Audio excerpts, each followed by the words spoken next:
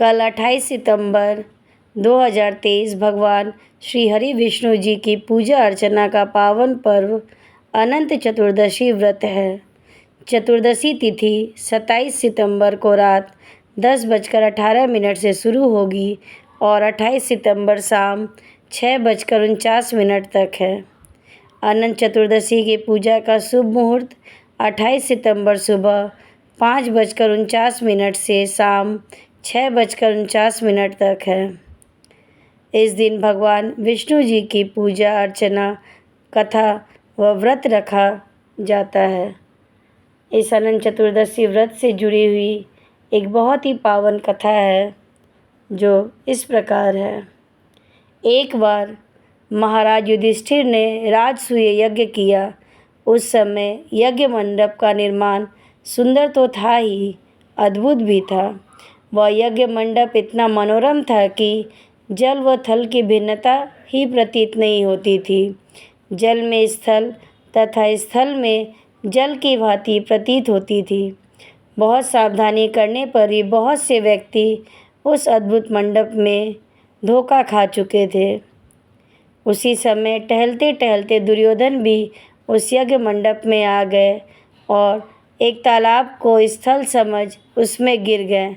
द्रौपदी ने यह देखकर उसे अंधों की संतान अंधी कहकर उनका उपहास किया। इससे दुर्योधन चिढ़ गया। उसके हृदय में यह बात बाण के समान लगी। उसके मन में द्वेष उत्पन्न हो गया और उसने पांडवों से बदला लेने की ठान ली। उसके मस्तिष्क में उस अपमान का बदला लेने के लिए विचार उपजने लगे। उसने बदला लेने के लिए पांडवों को धृतकीरा में हराकर उस अपमान का बदला लेने का सोचा। उसने पांडवों को उस धृतकीरा में हरा भी दिया। पराजित होने पर प्रतिज्ञा अनुसार पांडवों को 12 वर्ष के लिए वनवास भोगना पड़ा। वन में रहते हुए पांडव अनेक कष्ट सहते रहे। एक दिन भगवान कृष्ण जब मिलने आए तब युधिष्ठिर ने उनसे अपना दुख कहा और दुख दूर करने का उपाय पूछा। तब भगवान श्री कृष्ण जी ने कहा, हे युधिष्ठिर, तुम विधि पूर्वक अनंत भगवान का व्रत करो। इससे तुम्हारा सारा संकट दूर हो जाएगा और तुम्हारा खोया राज्य पुनः प्राप्त हो जाएगा। इस संदर्भ में भगवान श्री कृष्ण जी ने जो कथा सुनाई थी वह इस प्रकार है। प्राचीन काल में सुमंत नाम का एक नेक तेजस्वी तपस्वी ब्राह्मण था। उसकी पत्नी का नाम दीक्षा था। उसकी एक परम सुंदरी धर्मपरायण कन्या थी जिसका नाम सुशीला था। सुशीला जब बड़ी हुई तो उसकी माता दीक्षा की मृत्यु हो गई। पत्नी के मरने के बाद सुमंत ने कर्कशा नामक स्त्री से दूसरा विवाह कर लिया। सुशीला का विवाह ब्राह्मण सुमंत ने कौंडिल्य ऋषि के साथ कर दिया, लेकिन विदाई में कुछ देने की बात पर कर्कशा ने दामाद को कुछ ईंटें और पत्थरों के टुकड़े बांध कर दे दिए।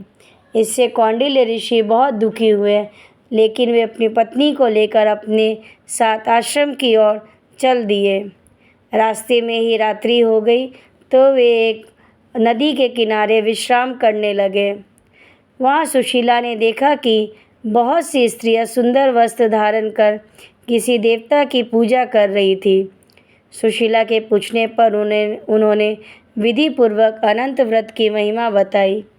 तब सुशीला ने वहीं उस व्रत का अनुष्ठान किया और 14 गांठों वाला डोरा हाथ में बांधकर ऋषि कौंडिल्य के पास आ गई।